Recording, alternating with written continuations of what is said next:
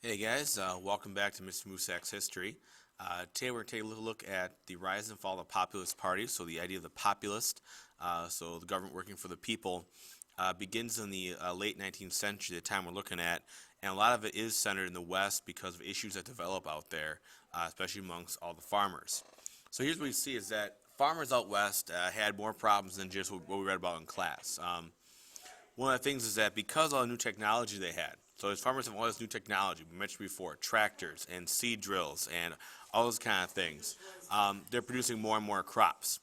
Here's the problem though, is that when you produce more and more things, the price goes down. I mean, think about like Xboxes and those kind of things. When they first come out, they're really, really expensive because there's not many of them available. All of a sudden you start making more and more and more, and then the price goes down. It's kind of like why certain pieces of art are so expensive. There's only one of them. It makes them very, very rare. Well, the more crops there are, the more food there is, the more the price goes down. That means farmers have less money. Farmers didn't have a lot of cash, and to keep buying more land, keep buying equipment, keep buying all the supplies they need to borrow money. And that's a problem. Because eventually the banks if they can't pay those loans back, the banks will foreclose on them and then they're out of a job. And they lose their farms, those kind of things. Also, the farmers are kind of getting hit double whammy here. The farmers have another problem, is that farmers out west, especially ones that have these big, huge farms, need to try and ship their goods, whether it be grain or cows or whatever, into the cities to be sold. Well, the railroads were just charging farmers all kinds of money. I mean, massive amounts of money to try and get their goods shipped in. There's absolutely no regulation by the government at all. Uh, these rail companies could charge whatever they wanted to, and they could even decide who they wanted to charge stuff to on a case-by-case basis. Maybe one person they charge, 5 cents a ton for shipping corn. Another person they charge 15 cents a ton, or whatever it might be. And so that whole lack of regulation is really hurting the farmers this time. Farmers have certain demands. First off, they want regulation. They want the government to watch and see what railroad companies are doing with their prices. Basically, want these government to make sure that these railroad companies are charging fair rates and rates that aren't so high. They also want to see more cash available. So we'll talk about this a little later on, but at the time, the dollar was backed with gold, and the farmers wanted the dollar to be backed with silver. So that way, the dollar would be worth less money, which usually is a bad thing. It's usually a bad thing, but now in this case, it would be a good thing. And there'd be more money available out there. And that way, more people would have more access to more money. We'll talk about that in a little more second here, okay? The farmers also had political demands. At the time, a president could run for as many terms as they wanted to. They really wanted the president and vice president only to have one 4-year term. They actually wanted to see the amendments changed for that.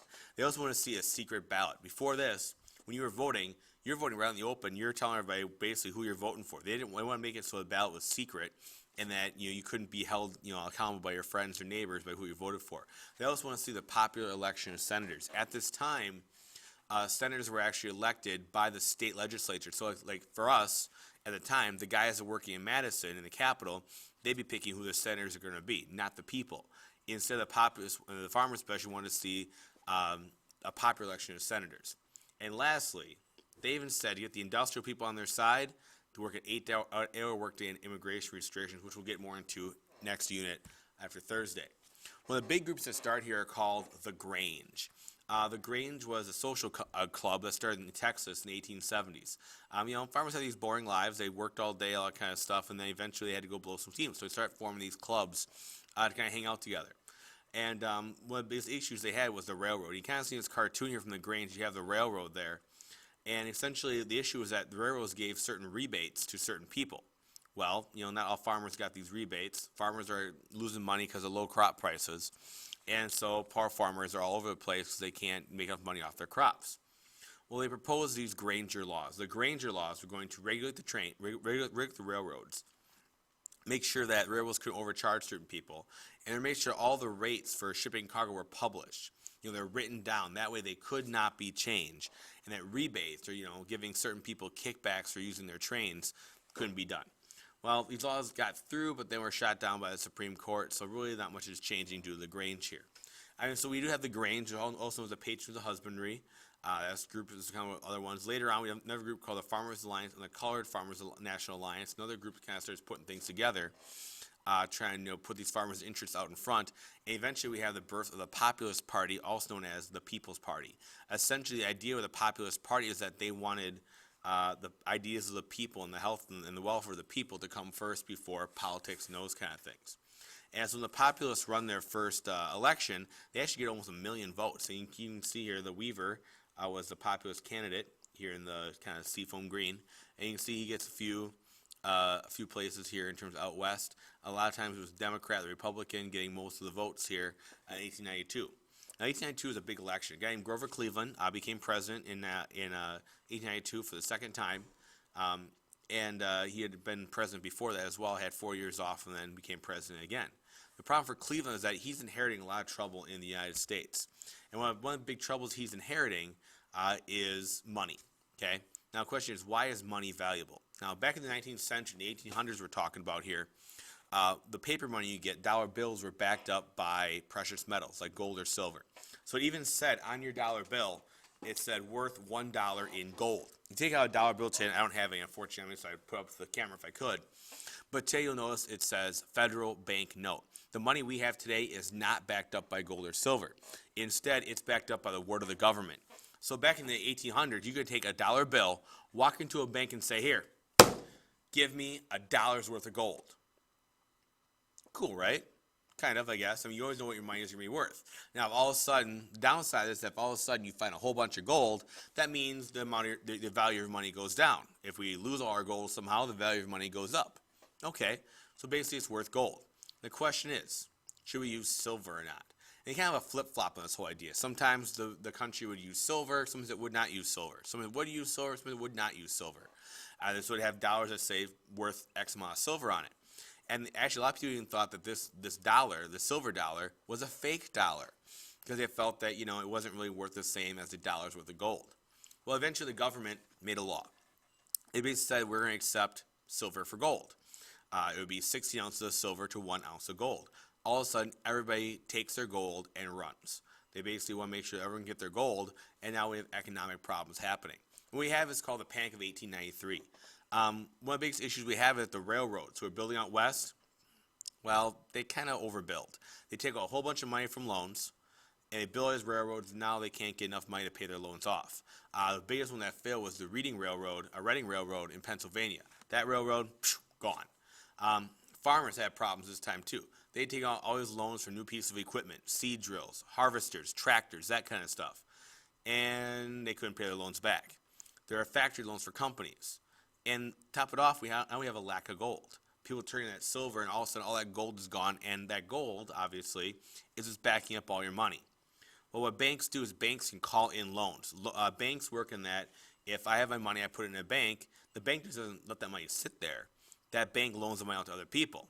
Well, when a bank calls in loans, it says, okay, you have to pay your loans off right now. Well, the loans that don't come in, that money's just gone. So then there's no money left in the banks fail, and all of a sudden we have stock markets start crashing in 1893.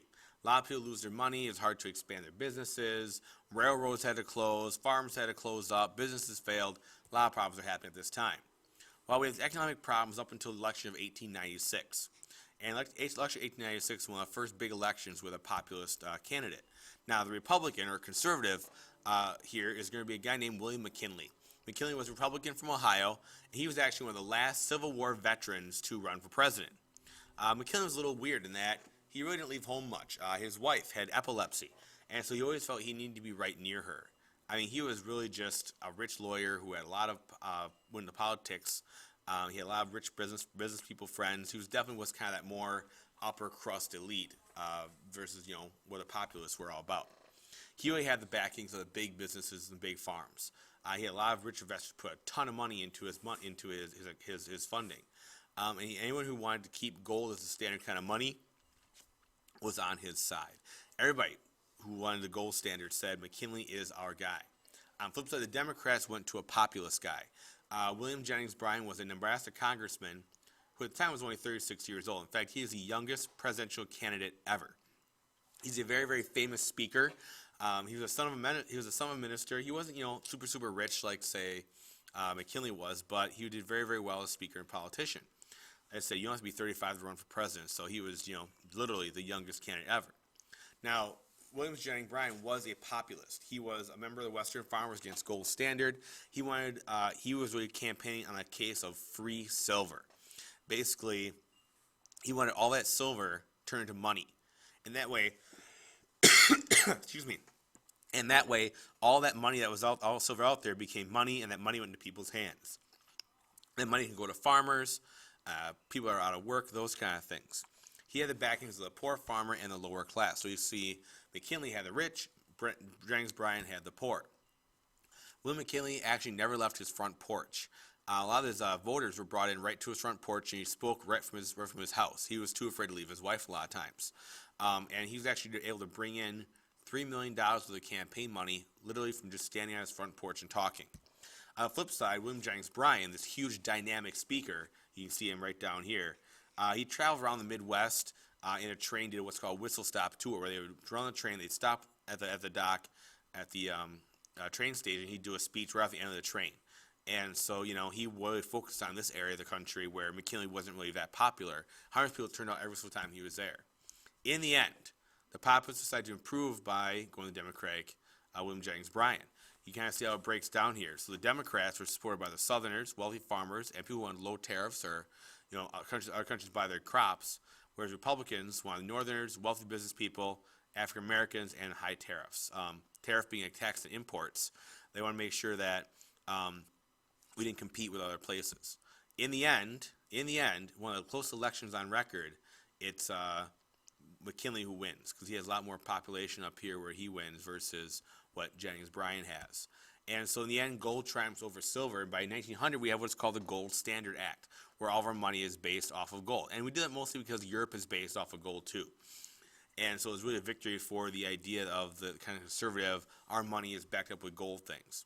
The cool part about this is that around the same time, 1900, L. Frank Baum writes The Wizard of Oz. And like you guys have seen The Wizard of Oz, we'll take a look and see what The Wizard of Oz is all about in class.